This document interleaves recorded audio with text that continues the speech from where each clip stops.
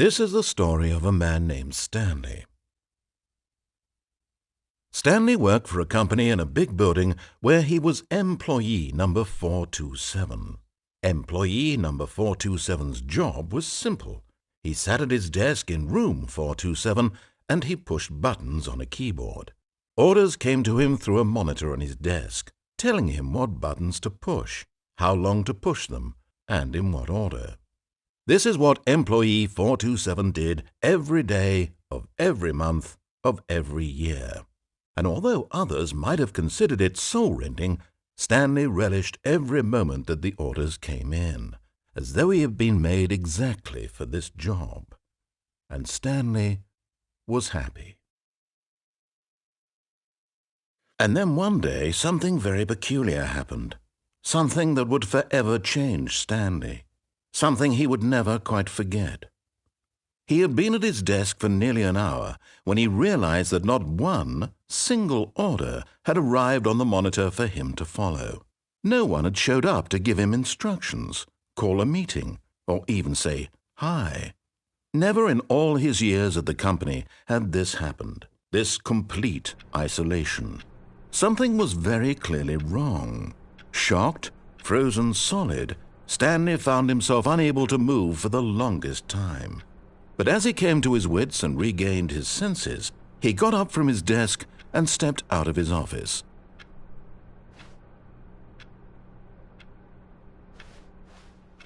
All of his co-workers were gone. What could it mean? Stanley decided to go to the meeting room. Perhaps he had simply missed a memo.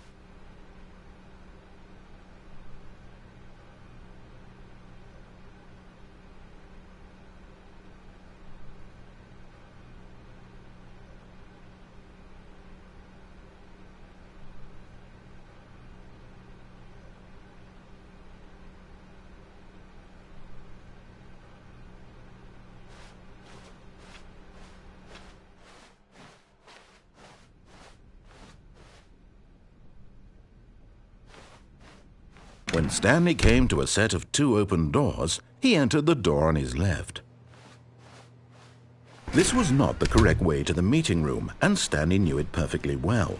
Perhaps he wanted to stop by the employee lounge first, just to admire it. Ah, yes, truly a room worth admiring. But eager to get back to business, Stanley took the first open door on his left. Stanley was so bad at following directions, it's incredible he wasn't fired years ago. Look, Stanley, I think perhaps we've gotten off on the wrong foot here. I'm not your enemy, really, I'm not. I realize that investing your trust in someone else can be difficult, but the fact is that the story has been about nothing but you all this time. There's someone you've been neglecting, Stanley. Someone... What? Really? I was in the middle of something. Do you have zero consideration for others? Are you that convinced that I want something bad to happen to you? Why, I don't know how to convince you of this, but I really do want to help you, to show you something beautiful. Look, let me prove it. Let me prove that I'm on your side. Give me a chance. Now listen carefully, this is important. Stanley walked through the red door.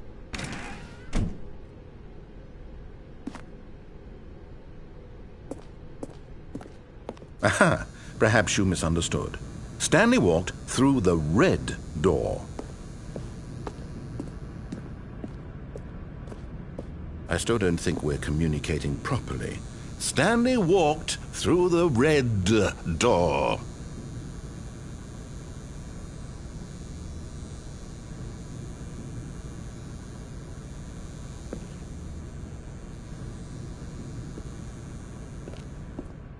All right, fine. Go ahead, Stanley. You want to know so badly what's out there? You want to find out what lies at the end of this road you've chosen? Well, don't let me stop you. You see? There's nothing here. I haven't even finished building this section of the map because you were never supposed to be here in the first place. Broken rooms, exposed developer textures. Is this what you had wanted? Was it worth ruining the entire story I had written out specifically for you? Do you not think I put a lot of time into that? Because I did. And in the end, it was all for nothing. Because this is what you wanted to see. Help me here, Stanley. Help elucidate these strange and unknowable desires of yours. What would have made this game better? What did you want to see? Vehicles? Skill trees? Work with me. You've given me absolutely nothing so far. Tell you what, let me take a stab in the dark at a new design and you can give me some feedback. There we go. A third option. This already feels leaps ahead of where we were before. Go ahead, Stanley. Take it for a spin.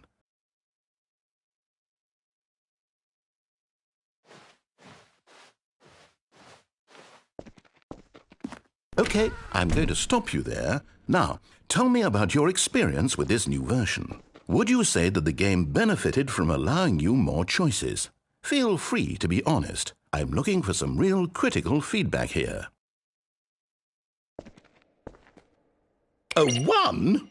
I mean, I can understand if you had reservations, you saw ways the game could be improved to more fully express itself mechanically and artistically, but a 1? That's not even helpful. What am I supposed to do with that?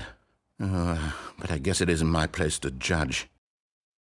Here, based on the data from your previous playthrough, I've compiled a new version. And to be perfectly candid, I think I've knocked it out of the park with this one. Let's take a look.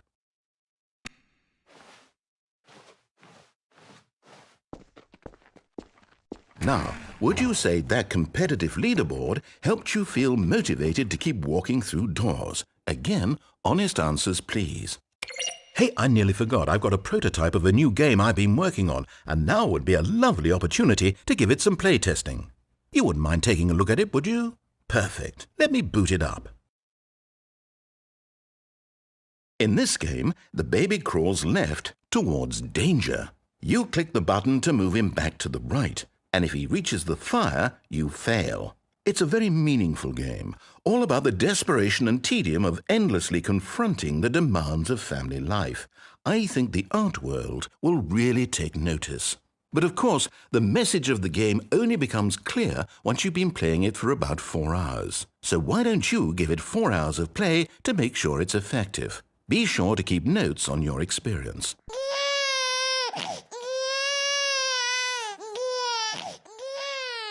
You heartless bastard. Did you do it because you hate babies or purely to spite me?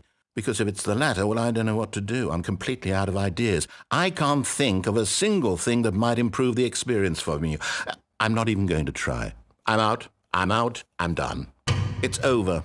Thank you for playing. Your input was extremely valuable. Oh, hey, since my game was so awful, why don't we play someone else's game, just to ease the pain? Let's see. What do we have here? Yes, this seems like it'll work. Let's give it a shot.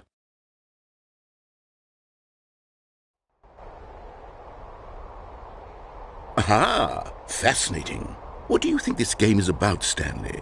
What's our backstory? What is our motivation? Well, it seems obvious to me that you are meant to play as a creepy man spying on innocent civilians below you from up high in your creep tower, perhaps for some sort of twisted erotic purpose. Yes, that must be it. What a fascinating venture into the experience of total mental depravity. So far, I love everything about this game, Stanley. And it seems there's even more. Come, let's venture outward and see what else is out there.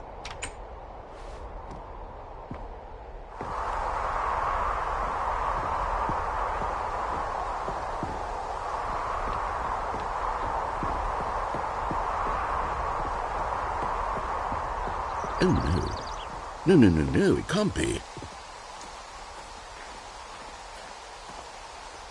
It is.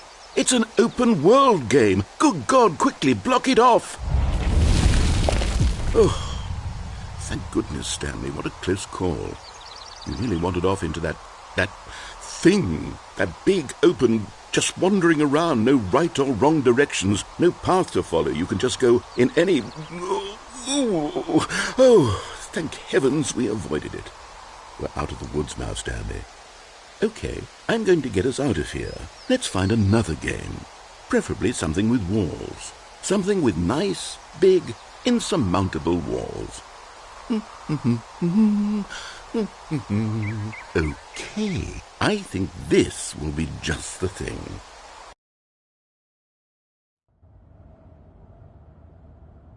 wonderful. See, this is exactly what I had in mind. Just a nice big box for you to run around in. There isn't any possibility that you could get lost here. Now this is game design. Stanley, if you manage to get lost in this game, I will be phenomenally impressed. Okay, so what exactly do we do here? Let's see. There are lots of cars here in the back, but obviously there's no racetrack. Okay, I'm seeing that there's a ball of some kind back here. Is this game sports ball? Stanley, I think it's sports ball. Oh, what fun. We shall run the bases and do a touchdown together. Yes, I think surely we must. Okay, Stanley, here's the ball. Have fun.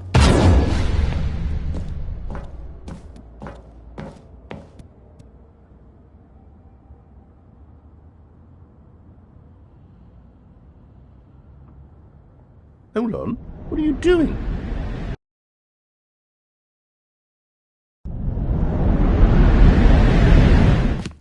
Stanley, don't do that. I can't follow you there. I can't help you. How will you write a story without me? You can't do it. You know that. Stanley, come back. We still have plenty.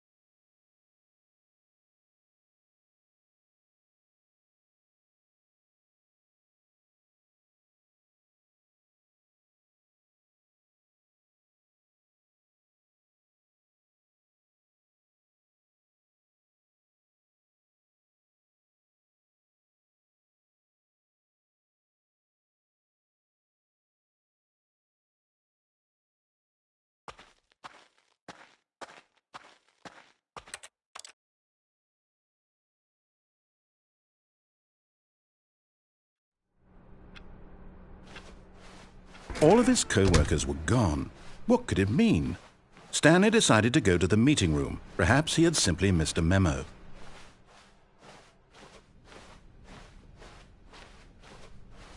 When Stanley came to a set of 2 open doors, he entered the door on his left.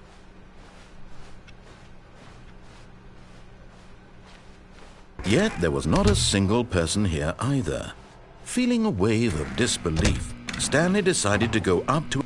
Stanley stepped into the broom closet, but there was nothing here, so he turned around and got back on track.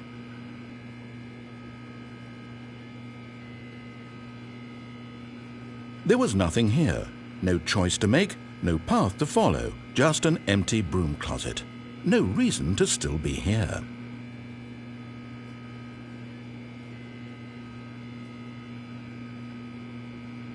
It was baffling that Stanley was still just sitting in the broom closet.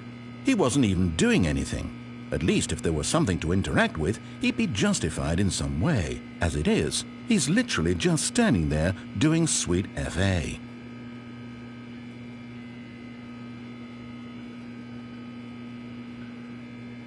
Are you really still in the broom closet?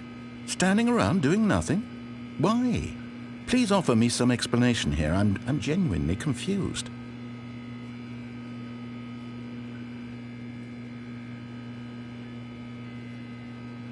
You do realize there's no choice or anything in here, right? If I'd said Stanley walked past the broom closet, at least you would have had a reason for exploring it to find out.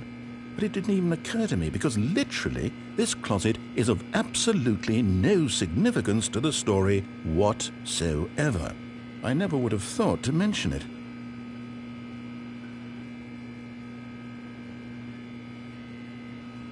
Maybe to you this is somehow its own branching path. Maybe when you go talk about this with your friends, you'll say, Oh, did you get the broom closet ending? The broom closet ending was my favourite. I hope your friends find this concerning.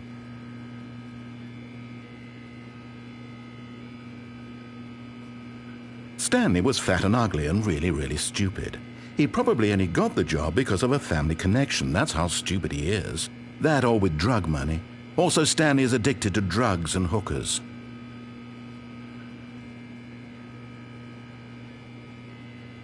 Well, I've come to a very definite conclusion about what's going on right now. You're dead.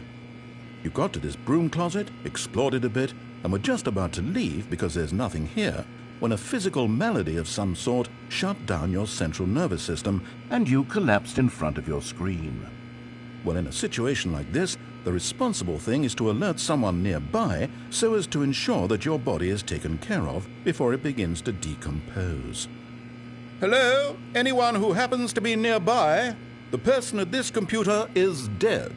They have fallen prey to any number of your countless human physiological vulnerabilities. It's indicative of the long-term sustainability of your species. Please remove their corpse from the area and instruct another human to take their place, making sure they understand basic first-person video game mechanics and filling them in on the history of narrative tropes in video gaming, so that the irony and insightful commentary of this game is not lost on them. All right, when you've done that, just step out into the hallway.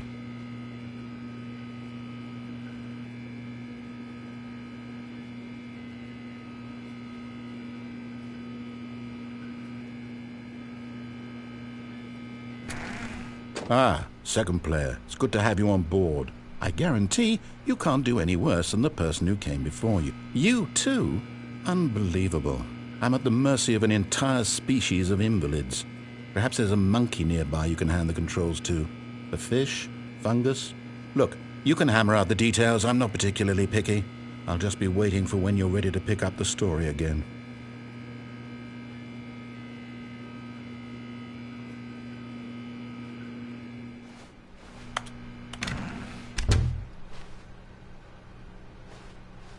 Coming to a staircase, Stanley walked upstairs to his boss's office.